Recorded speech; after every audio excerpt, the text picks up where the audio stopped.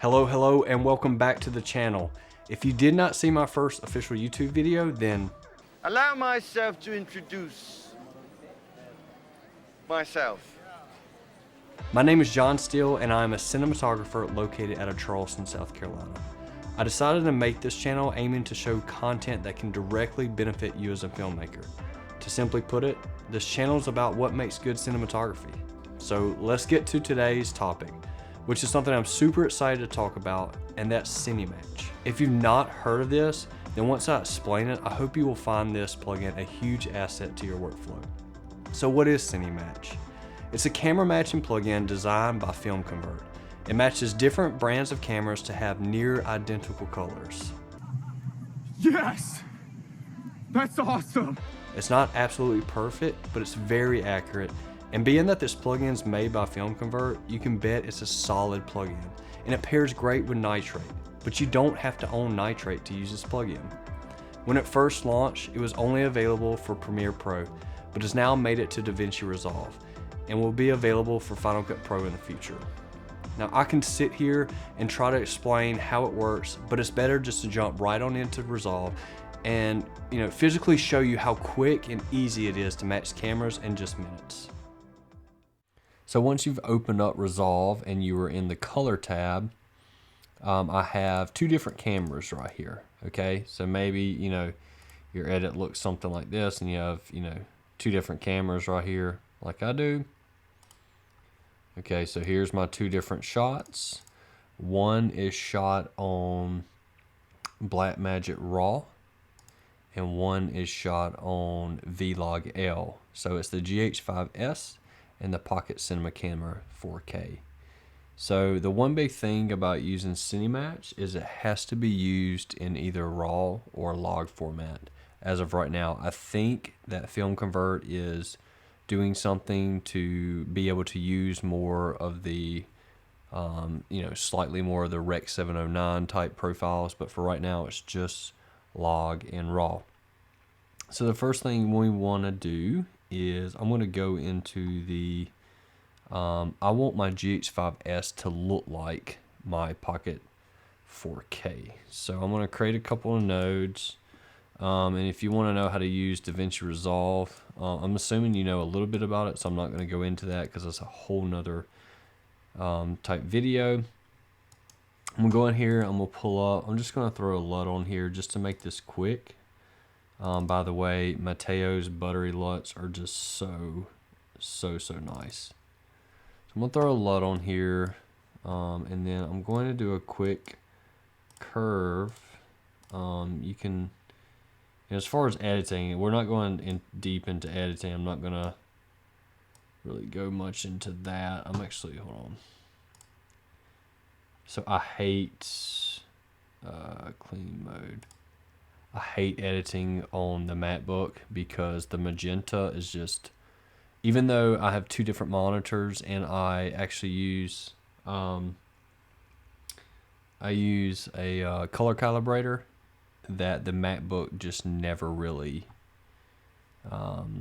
is super accurate. So I use an external monitor. I'm not going too much into that. I'm just going to go ahead and brighten this up a little bit. Kind of get this looking a little bit better. Let's go into the color wheels. Let me push this gain a little bit more. So I'm just going to do a quick grade real quick.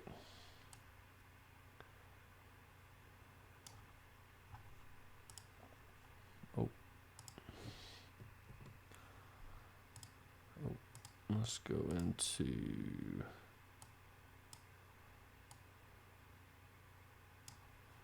and then I'm going to push the saturation a little bit more.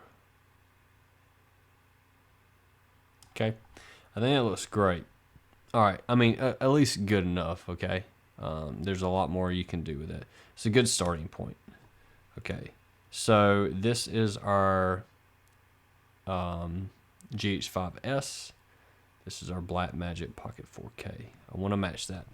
So what I'm going to do is go in here and make some nodes. And this is how easy it is. Open up your FX control. We're going to go to Cinematch. Throw it on there. Our source profile, okay, our source is the GH5S.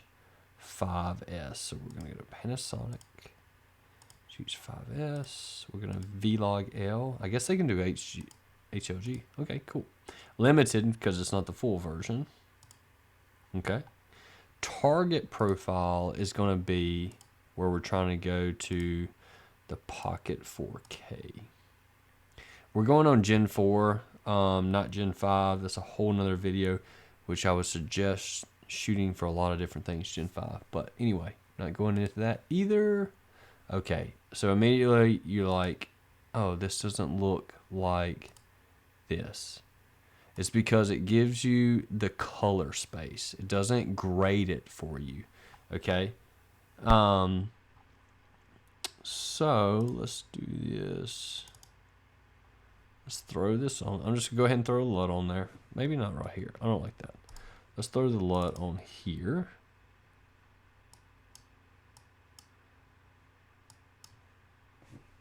And then let's grade.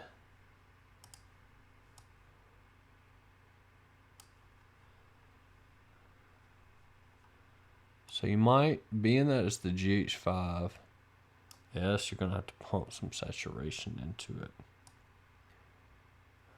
Let's go ahead and bump the contrast a little bit more. A lot more. And again, you're going to have to play around with it. You know, it's not, like I said, it's not perfect.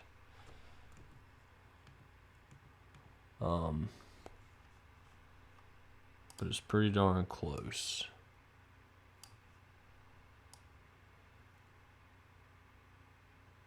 So immediately Panasonic, I think of like, it's so close to like Blackmagic with the magenta.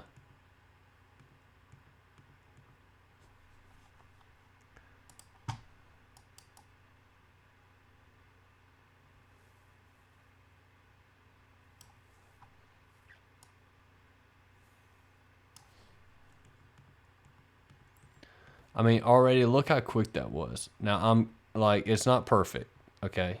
It's not perfect, but it's pretty close. And let me tell you that I have shot with these two different cameras and I'm pretty picky, so I become super frustrated. Crystal smile. I become super frustrated in trying to make it like perfect. And so I will literally spend, especially when Taylor and I, my wife and I, will shoot weddings, I will spend hours on trying to make everything perfect. So this is just a great solution. I was a little bit out of focus, and also the Blackmagic is a little bit more like, you know, filmic looking, that soft. So you can take the, like you could go over here and take the midline detail, I think that's what it's called, and you can bump it down. I usually do this to females' faces and even males' faces, to make it a little bit more soft. And then you can come in here and then you can add some sharpness to this, and you can see right there it's a lot better. So again, it's not perfect, but let me tell you, huge time saver. Thank you so much for supporting me by taking the time to watch this video. If this helped you in any way, please be sure to give us a thumbs up. And if it didn't help you in any way, then at least thank you for your time.